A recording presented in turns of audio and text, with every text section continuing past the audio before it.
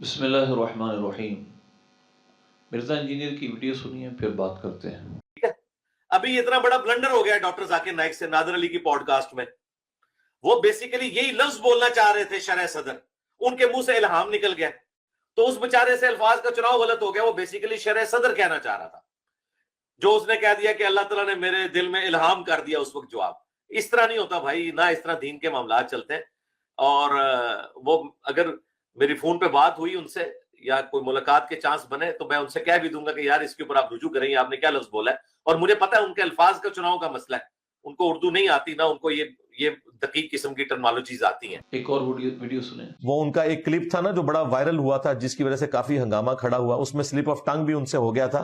ظاہر ہے ان کی اردو زبان نہیں ہے اس طریقے سے اتنی فلوئنٹ، تو پریپوزیشن ان سے غلط استعمال ہو گئی تھی، لیکن وہ جملہ بتا رہا تھا کہ وہ یہ بول رہے تھے کہ آج کی ڈیٹ میں محمد صلی اللہ علیہ وآلہ وسلم سے مانگنا بھی حرام ہے۔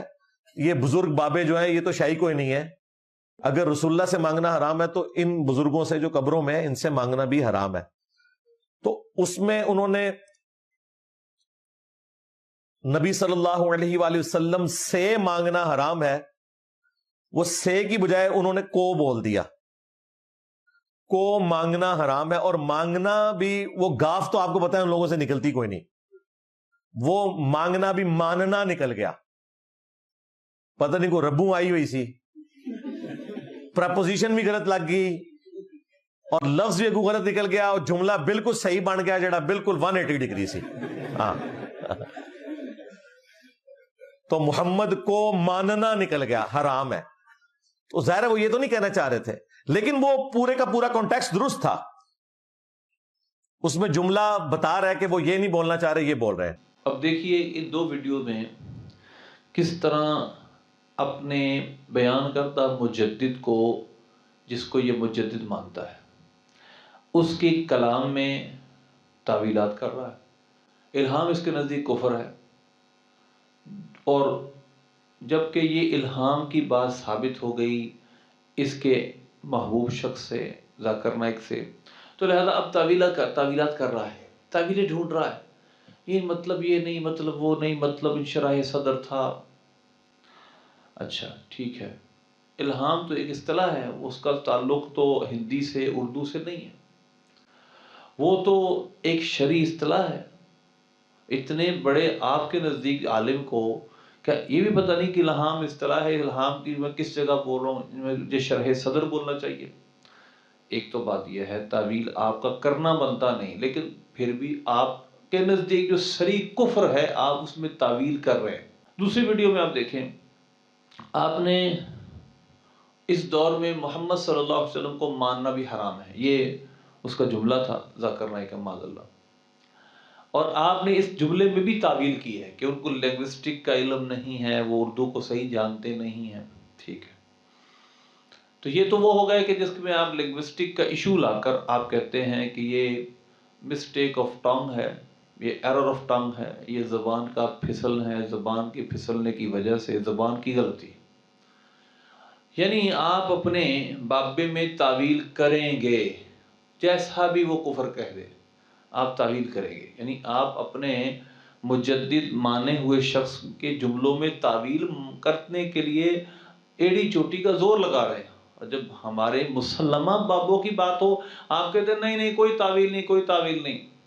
یہ آپ کا ڈبل سٹینڈرڈ ہے۔ ذرا وہ جملے بھی دیکھ لیجئے جو قابل تعویل نہیں ہے، سنیں ذرا۔ Allah can tell a lie if he wants, but he will never tell a lie, because to lie is ungodly.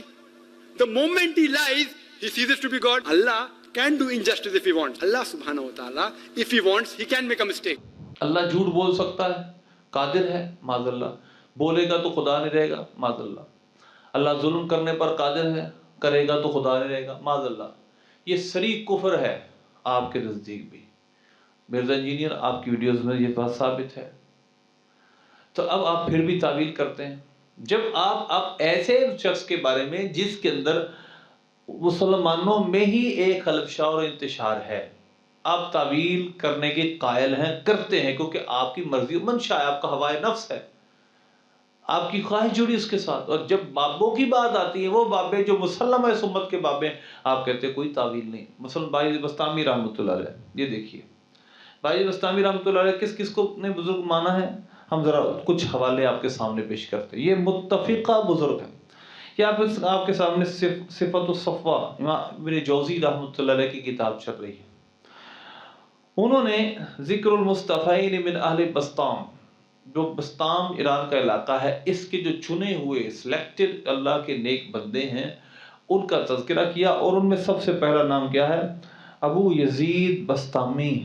نام کیا لکھا؟ اسمہ تیفور بن عیسیٰ بن شروشان نام لکھا، اور بستام کے چنے ہوئے بندوں میں ان کا آپ کا ذکر کیا. ایک حوالہ. اگلا حوالہ دیکھیں، یہ آپ کے سامنے سیر اعلام النبلاء امام محمد بن احمد بن عثمان الذہبی رحمۃ اللہ علیہ متوفی 748 سنہ ہجری، آپ کی کتاب چل رہی سیر اعلام النبلاء. اس اعلام النبلاء میں یعنی جو نیک لوگوں کی سیرت لکھی اس میں لکھتے ہیں ابو یزید بستامی سلطان العارفین. آپ کے بابے نے میری پچھلی ویڈیو میں ثابت ہے، وہ بھی سن لے ذرا. اب مولوی صاحب نے یہاں پر صراحتاً کیا کہا؟ ان کو سلطان العارفین بزرگ مانتے ہیں. ذرا غور کیجئے گا. اور باجی بستامی رحمۃ اللہ علیہ کے متعلق امام ذہبی کیا کہتے ہیں؟ سلطان العارفین ابو یزید تیفور بن عیسیٰ بن شروسان البستامی. پڑھنے کے دو طریقے ہیں، یعنی عربی میں شروسان بھی پڑھتے ہیں اور پھر فارسی اور عربی کے ایکسنٹ کی وجہ سے تھوڑا سا فرق ہے. اور اسی سیر اعلام النبلاء کے اندر ہی ان عبارتوں کے متعلق انہوں نے بات کی ہے. الشان فی ثبوتها عنہ او انها قال فی حالت الدہشت والسکر والغیبت والمحو فیتوا ولا یحتج بها. مطلب یہ ہے کہ انہی جملوں کی سبحانی معظم شانی، اس طرح کے جملے باجی بستامی رحمۃ اللہ سے صادر ہوئے، ان کی ایک تعویل پیش کی اور کہا یہ پہلی بات تو ثابت نہیں ہے. پہلی بات تو یہ جملے ثابت ان کی صحت ہی نہیں ہے، پھر بھی اس کی تعویل کر سکتے ہیں کہ امر حالت دہشت اور سکر میں کہے. اچھا آگے چلیں ذرا. ایک اور حوالہ میں آپ کے سامنے پیش کرتا ہوں. یہ میرے سامنے البدایہ والنہایہ، اس کی چوتھی جلد ہے، دار ابن حزم کی چھپی ہوئی. علامہ ابن کثیر لکھتے ہیں اس کی صفحہ نمبر 2193 میں. دیکھیے اسمہ تیفور بن عیسیٰ بن آدم بن بیسا بن علی احد مشائخ صوفیہ. باجی بستامی رحمۃ اللہ علیہ کے متعلق کہا کہ یہ مشائخ صوفیہ میں سے ہیں. آپ کا تذکرہ کیا اسپیشل 261 سنہ ہجری کے واقعات میں، اور آخر میں لکھا لہو مقامات کثیرۃ. ابن خلقان کا قول لکھا لہو مقامات کثیرہ مشاہدات مشہورہ اور کرامات ظاہرہ. کرامتیں بھی ظاہر ہیں، مشاہدات بھی مشہور ہیں، مقامات بھی کثیر ہیں. وکانت وفاتہ سنۃ 61 میاتین رحمہم اللہ تعالی. لکھا یہ رحمہم اللہ بھی لکھا ہے، اور آپ کی وفات 261 سنہ ہجری میں ہوئی. ایک قول پہ 234 سنہ ہجری میں ہوئی. اور پھر کہتے ہیں قد حکی عنہ کلمات فیہا شطح. کچھ کلمات آپ سے مروی ہیں جن میں شطح ہے، یعنی شطحیات ہیں. وقد تأول کثیر من العلماء من الصوفیۃ والفقہاء علیہا. مرزا انجینئر جس کے قول کی جن جملوں کی تم تعویل نہیں مان رہے، ابن کثیر کہتے ہیں ان جملوں کی تعویل صوفیہ نے بھی کی ہے، فقہا نے بھی کی، کثیر فقہا نے.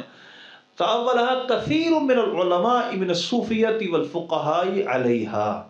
ہاں جو اس کی کچھ تعویلیں اور ہیں وہ قابل قبول نہیں، لیکن علماء اور فقہا نے اس کی باقاعدہ سے تعویلات بیان کی ہیں. اسی طرح یہ میرے سامنے جو پہلے میں نے حوالہ دیا تھا سیر اعلام النبلاء. سیر اعلام النبلاء کے رائٹر امام ذہبی کی کتاب دوسری میزان الاعتدال، اس میں انہوں نے محدث کے طور پر بھی آپ کا تذکرہ تیفور بن عیسیٰ ابو یزید بستامی کے طور پہ کیا. 3 حدیثیں مروی ہیں، ایک ثابت ہے، 2 کا ثبوت بہرحال نہیں ہے. اس میں کہا وہو من کبار المشائخ، کبار مشائخ میں سے آپ ہیں. اب امام ذہبی جن کو کبار یعنی کہ سلطان العارفین کبار مشائخ سلطان العارفین بھی مانا ہے بہت، میں آپ کو بیان کرتا ہوں وہ کون کون ہے. امام ذہبی خود سلطان العارفین مانتے ہیں، اور یہاں پر کبار بہت بڑے مشائخ میں سے ہیں. پھر وہ بات بھی لکھتے ہیں قد نقلوا عن ابی یزید اشیاء. بہت ساری چیزیں آپ سے لوگوں نے نقل کی ہیں. الشان فی صحتها عنہ، اس کی صحت میں ہی کلام ہے، ان کے صحیح ہونے میں کلام ہے. منہا سبحانی وما فی الجبۃ الا اللہ معاذ اللہ. یہ جب جملے ہیں بہرحال ان کی تعویلات، بہرحال پہلی تو بات یہ اس کا پایا ثبوت تک ہی نہیں، اگر ثبوت تک بھی ہوں تو ان کی تعویلات پیش کی گئی ہیں. یہ اسی طرح یہ کتاب ہے حافظ ابو نعیم اصفہانی رحمۃ اللہ علیہ، متوفی 430 سنہ ہجری، حلیۃ الاولیاء. حلیۃ الاولیاء، اولیاء کا زیور. انہوں نے ولیوں کے اندر آپ کا تذکرہ کیا اور کہا ابو البسطامی قال الشیخ الحافظ ابو نعیم رحمہ اللہ تعالی منہ التائی الوحید الحائم الفرید البسطامی ابو یزید. بسطامی ابو یزید. اب یہاں دیکھیے گا، ابو یزید بسطامی، تاہ فغابہ وہابہ فاغابہ، پھر پورے آپ کے القابات اور آپ کے مقامات ذکر کیے. تو آپ رحمۃ اللہ علیہ کو الفرید البصیر بسطامی یعنی اپنے زمانے کا فرید یکتا ذکر کیا. تو جن کو ہمارے محدثین نے، ہمارے فقہاء نے بزرگ مانا ہے، ان کے کلام میں تعویل کی اور یہ بھی کہا کہ یہ پہلی بات تو ثابت ہی نہیں، اس کتاب میں جو کچھ ہے ہم ہر چیز کو نہیں مانتے. یہ کتاب شیخ فرید العطار رحمۃ اللہ علیہ کی ہے 7ویں صدی کی، یہ امام زاہد 8ویں صدی کے ہیں. جبکہ حلیۃ الاولیاء جو کہ اس سے پہلے لکھی گئی کتاب ہے، جو کہ 4تھی صدی کے بزرگ ہیں اور 5ویں صدی میں ان کا وصال ہوا، انہوں نے کوئی ایسی چیز باجد بسطامی رحمۃ اللہ علیہ کی ذکر ہی نہیں کی کہ جو جس طرح کی بعد میں چیزیں لوگوں نے ذکر کی. تو لگتا یہ ہے کہ بعد میں کسی نے اپنی طرف سے گھڑ کر آپ کی طرف منسوب کی ہے. یہ تلبیس ابلیس میں بھی باقاعدہ جو مشائخ کی ایسے باتیں ہیں ان کے متعلق ابن جوزی رحمۃ اللہ نے کلام کیا اور آپ کو صفت السبب ذکر بھی کیا اور جملوں کو ذکر کیا. تو لہذا پہلی بات تو یہ ہے کہ ان جملوں کی صحت میں کلام ہے. دوسری بات، ان تمام نے اور اسی طرح فتاوی اہل حدیث کے اندر عبداللہ روبڑی نے صفحہ نمبر 52 پہلی جلد میں لکھا کہ آپ رحمۃ اللہ علیہ نے فرمایا ہے، اور پہلے لکھا کیسے، القابات کیسے دیے ہیں، ذرا غور کیجیے، پڑھیے، آپ کے سامنے عبارت چل رہی ہے. کہا شیخ ابو یزید بسطامی رحمۃ اللہ علیہ لکھا ہے جو مشائخ میں سلطان العارفین کے لقب سے پکارے جاتے ہیں. فرماتے ہیں اب آپ کو سلطان العارفین اس امت نے مان لیا، اور جس کو امت نے سلطان العارفین مان لیا، آپ اس کے کلام میں تعویل کی گنجائش مانتے نہیں، اور جس کے بارے میں امت مختلف ہی ہے، آپ کے اس کے کلام میں تعویلیں خود بیان کر رہے ہیں، جو وہ جملے جو آپ کے نزدیک صریح کفر ہے.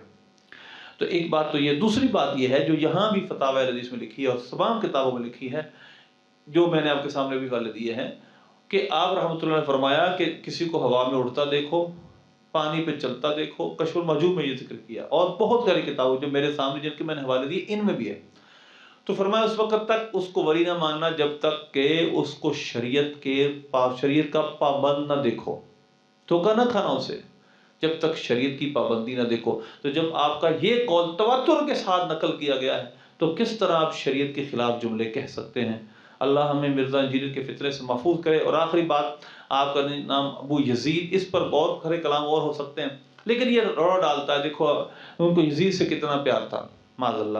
پہلی بات تو یہ ہے کہ یہ انتہائی غلط بات ہے، کیونکہ جو ابن ماجہ ہے ان کا نام ابو عبداللہ محمد بن یزید ہے، ان کے باپ کا نام بھی یزید ہے.